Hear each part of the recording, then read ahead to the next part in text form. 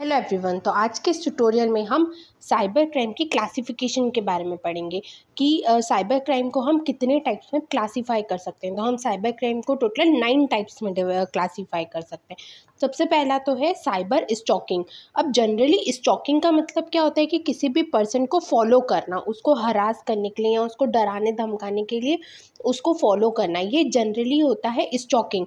और cyber stalking का मतलब कि किसी पर्सन को हरास करना या उसको थ्रेटन करना, उसको डराना धमकाना इंटरनेट या किसी भी इंफॉर्मेशन टेक्नोलॉजी की यूज़ से, तो वो साइबर स्टॉकिंग की कैटेगरी में आता है।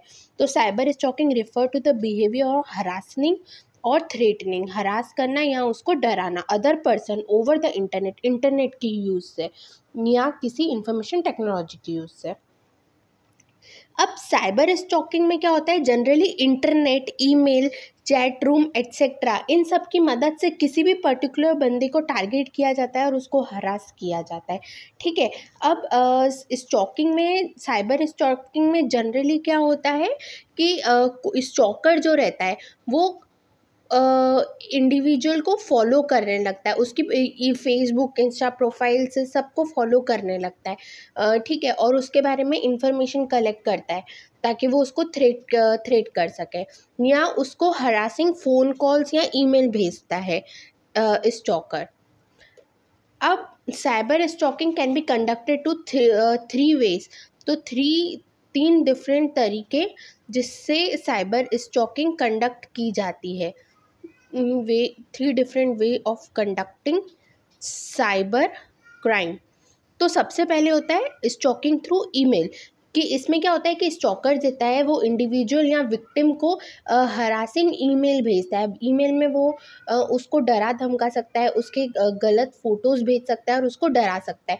अब स्टॉकिंग थ्रू इंटरनेट में क्या होता है कि पब्लिकली स्टॉकर जो है वो विक्टिम के कुछ भी एसएमएस, फ़ोन नंबर या ईमेल आईडी या फ़ोटोज़ वो पब्लिकली उसको लीक कर देता है और उसकी प्राइवेट स्पेस में उसको स्टॉक नहीं करता है, उसको पब्लिकली एक्सपोज करने लग जाता है और डराने धमकाने लग जाता है।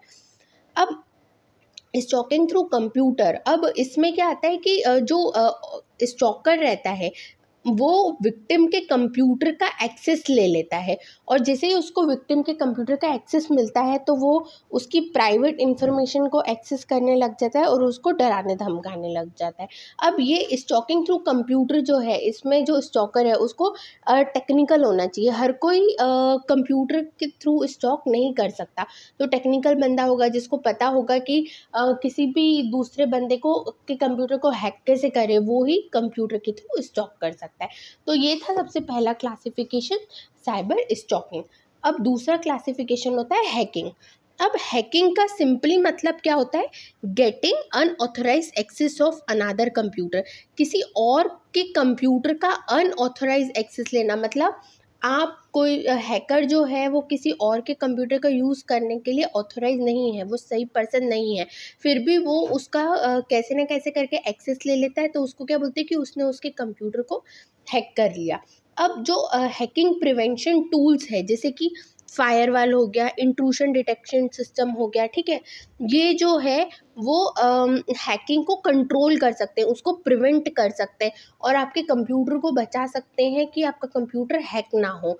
तो ये फायरवॉल एक बहुत कॉमन टर्म है, वो इंट्रूजन डिटेक्शन सिस्टम, ये 2 टूल जनरली इंस्टॉल किए जाते हैं कंप्यूटर में ताकि आपका कंप्यूटर हैक ना हो पाए। थर्ड टाइप के क्लासिफिकेशन में आता है कंप्यूटर वायरस। अब जनरली हम वायरस किसको बोलते हैं, कोरोना वायरस बहुत फेमस है। हम वायरस क्यों बोले कि कोरोना वायरस क्या करता है, अपने आप को रेप्लिकेट करता है, अपने आप को वापस और बनाता जाता है, और वो बनाता जाता है, उसको अपने आप को रेप्लिकेट करता रहता है और वो ह्यूमन टू ह्यूमन फैलता जाता है। तो वायरस की ये खास बात होती है कि वो अपने आप को रेप्लिकेट कर पाए।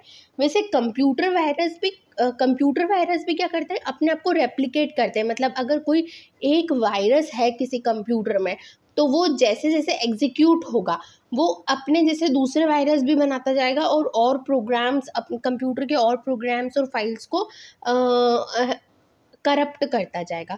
तो a computer virus is the kind of malicious computer program. ये एक मैलिशियस कंप्यूटर प्रोग्राम होता है जो अपने आप को रेप्लिकेट कर पाता है व्हेन इट इज़ एग्जीक्यूटेड। उसके बाद when the replication is done, जब वो अपने आप को रिपीट कर रहा होता है या रेप्लिकेट कर रहा होता है, मतलब अपने जैसे खुद की कोई दूसरी कॉपीज जनरेट कर रहा होता है, ठीक है।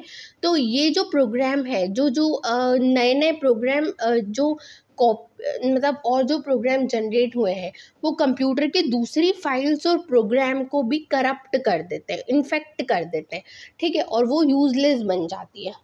अब कंप्यूटर वायरस आपके कंप्यूटर में आता कहाँ से है?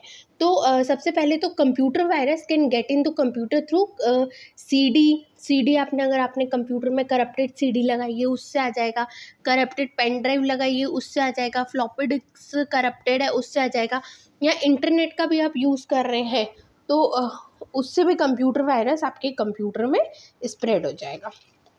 अब नेक्स्ट स्टेप का क्लासिफिकेशन है फिशिंग। अब फिशिंग क्या होता है?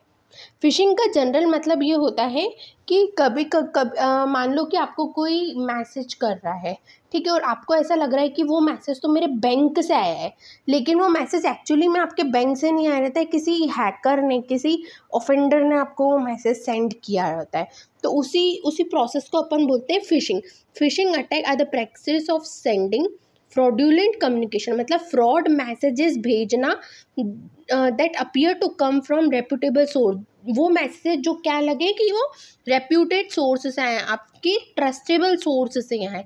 It is usually done through email, और जनरली क्या होता है कि ईमेल के थ्रू फिशिंग हो जाती है। मतलब ऐसे ईमेल भेजना जैसे आपको लगे कि भाई ये ईमेल पेपाल से आया है, ये ईमेल हमारे बैंक से आया है। तो ये किसकी कैटेगरी में आते हैं? फिशिंग की कैटेगरी में।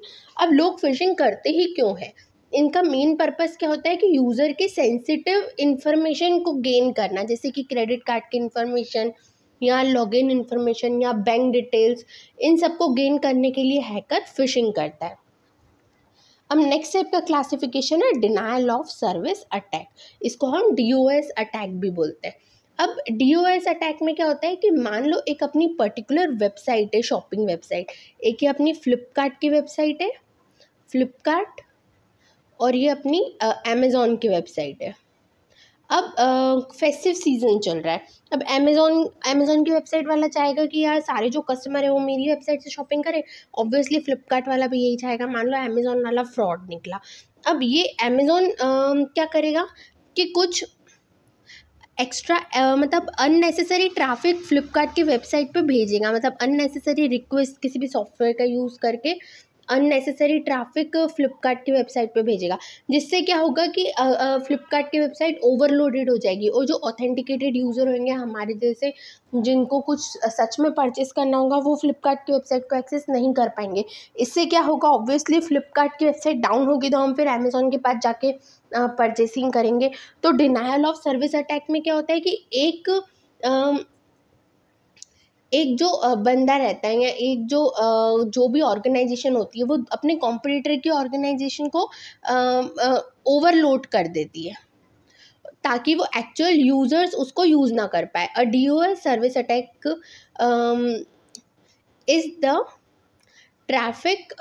The tactic of overloading a machine or network to make unavailable to the actual users।